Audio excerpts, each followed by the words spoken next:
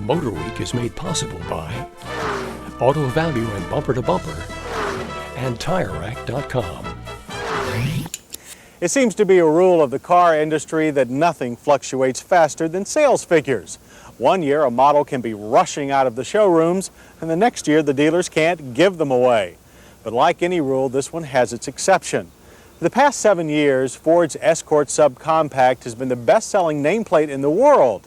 This despite some stiff competition from a host of strong and sometimes more advanced competitors. Well, Ford would like to keep it that way, so it's gotten together with its Japanese partner Mazda to produce a new Escort.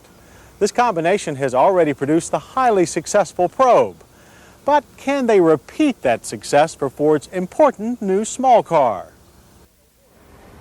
In a word, yes. The 1991 Escort is the most impressive small car we've driven since the Mazda Protégé, and we voted that car our best small car for 1990. It's no surprise then to learn that the Escort shares its platform with the Mazda product. But curiously, it's not the Mazda parts in this Escort that impress us most. First, there's styling. The Escort's baby Taurus look sets it apart from other small cars and won't scare away those buyers already in the Ford fold. The interior is also impressive. Plastics are low luster and color match from panel to panel is good. The dash, when compared to that of the previous Escort, looks rich enough to adorn a more expensive car. Gauges are clear and not blocked by the steering wheel rim. The tachometer is optional. Then there's the engine. This is not a Japanese design, but an improvement on the previous Escort 4-cylinder. It's quieter, livelier, and much smoother than before. The block has been redesigned to improve strength. The ignition and fuel injection systems are new, and there are 4 engine mounts now instead of 3, which helps to eliminate vibration. Ford even repositioned the oil filter to make do-it-yourself changes easier. Horsepower is rated at 88, torque 108. In front dimensions, legroom, headroom, and shoulder room increases are minimal but appreciated. No one on our staff complained about seat comfort, only the garish shade of the red upholstery. A tilt steering wheel is optional and has plenty of travel. Shoulder belts are motorized.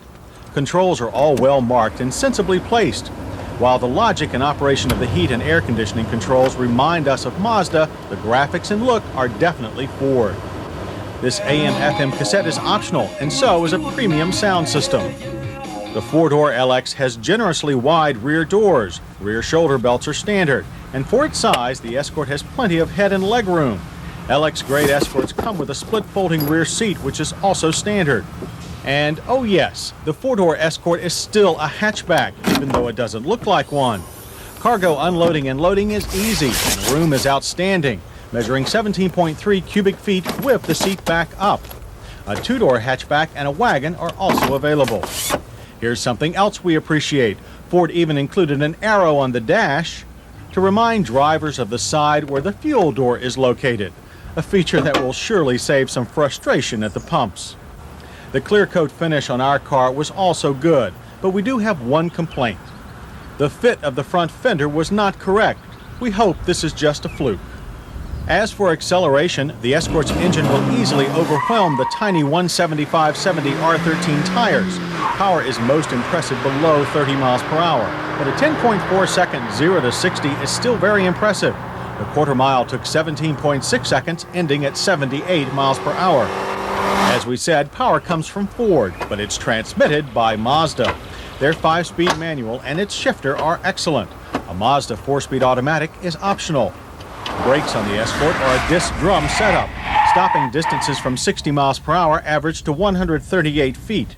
That's a respectable number, but not an outstanding one. The pedal in our test car had a slightly mushy feel, but stability was good. The Escort's suspension, like its brakes, is shared with the Mazda Protégé platform.